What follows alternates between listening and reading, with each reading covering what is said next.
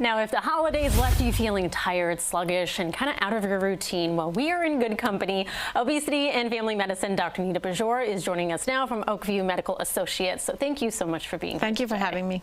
I think a lot of us, after the rain and the cold yesterday, I don't know about you, but I was just inside watching TV, probably not eating the healthiest food either. Yes, so, I think we all needed a day off yesterday. Yeah, and we have more cold weather coming. So Yes. what's your, I know you're going over 5 tips, so let's go with your first tip. This is the 50-25-25 plate formula. Yeah. Explain what that is. So, you know, obviously we've all had really good meals last week, so I think a quick way to just reset our gut health is to think of your plate visually and just divide half of the plate, make that fruits and vegetables, whole fruits and vegetables.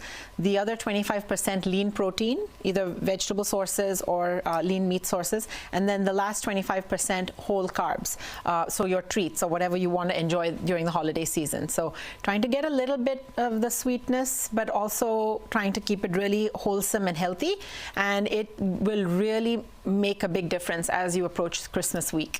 So it's kind of different than some of the old ways of looking at the food pyramid, where it was like all the greens and stuff at the bottom, and that was like half your plate. So pyramid is out, it's the plate. It's the food plate. Okay, good to know. Okay, so for your next tip, you say try a 10-hour eating window. So that means just eating within 10 hours? Yeah, if you think about it, in the morning you can say, you know, I'm going to eat between 9 a.m. and 7 p.m., for example. What that does is it allows you to really become mindful, because you know, okay, this is my eating window. Let me be judicious about snacking, about eating foods. Let me get my whole foods in first, my bigger meals in at the appropriate times. Because if you think about it, if you think you can eat at night, then you're really not going to add the nutritious foods in the daytime, and then late night snacking is not healthy for health either, healthy for you. Would you say that's kind of like light fasting? I mean, you're not doing it in an 8-hour window, but maybe a 10 hours. Exactly. It's a little bit modified version. It still gives you, it lowers insulin resistance, because when you're fasting, you don't have carbs coming in, and that, you know, reduces diabetes. It improves focus when you're fasting.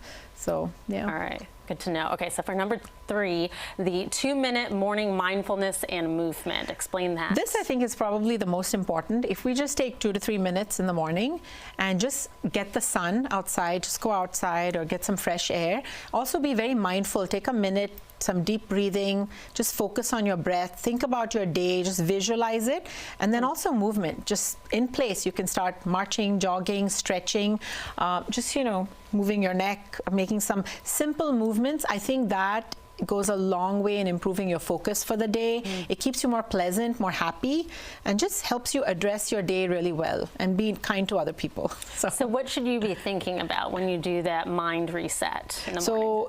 An easy way to think about being mindful is just to think about your breathing, not to think about... So don't think about anything. Don't think about all the stressor, just literally focus on breathing in and breathing out. And while you do that, actually visualize the air going into your lungs and exhaling out. So that's really good. Okay. Breathing. All right, good to know. So for tip number 4, do 1 healthy swap per day. Explain this one. Right, because, you know, it's hard to do everything that you need to do, right? Because New Year's will come, and then we'll be, you know, have all these extra pounds to lose. We'll have days where we're off track, right? Yes. So I think doing 1 swap a day is very reasonable. It allows you to make it sustainable. For example, like if you are invited to dinner one evening, and, you know, instead of drinking a glass of wine or having that sugar-loaded punch, you can just swap it out for club soda and sliced lemon or some berries in that, infused water. It makes you feel lighter. It makes you feel like you're in control, that you didn't just give in and eat everything that was served there. And that's very powerful, because once you know you can make that small change, it then allows you to make bigger changes. And a series of smaller changes actually leads to long-term health.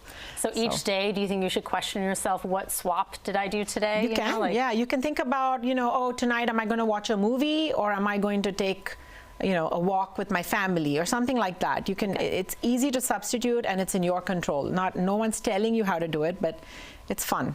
All right, and now we're on to tip number 5, go to bed 15 minutes earlier. I know sleep is a huge part of keeping ourselves healthy. So yes, and I should have added without the cell phone. Because most people get in bed and then they're on their screen, so that doesn't count. You want to go to bed and go to sleep earlier. If you can, even 15 minutes actually is known to reduce cardiovascular disease, reduce diabetes, improve your focus the next day. It is known to help you lose weight. more effectively than people that sleep less. So lots of benefits there, I think, to just getting a little more sleep. You know, next day will come, you can deal with it next day. So you know, what I was guilty of over the weekend was shopping late into the night on my phone. Yeah. So I think that's something we have to make sure, put away your phone. Don't shop, don't do all these other things that you think need to get done or you want to get done. Yes. You just got to have that control to set it aside. Yeah, staying awake longer is actually known to increase the hunger hormones surge. Oh. So you feel hungry at night, and then you go and snack and you eat, and then you sleep on a full stomach, and it's just this whole ripple effect. So it doesn't get us anywhere. All right. Well, thank you so much for You're joining welcome. us, breaking down those 5 tips. You're welcome. Kendra.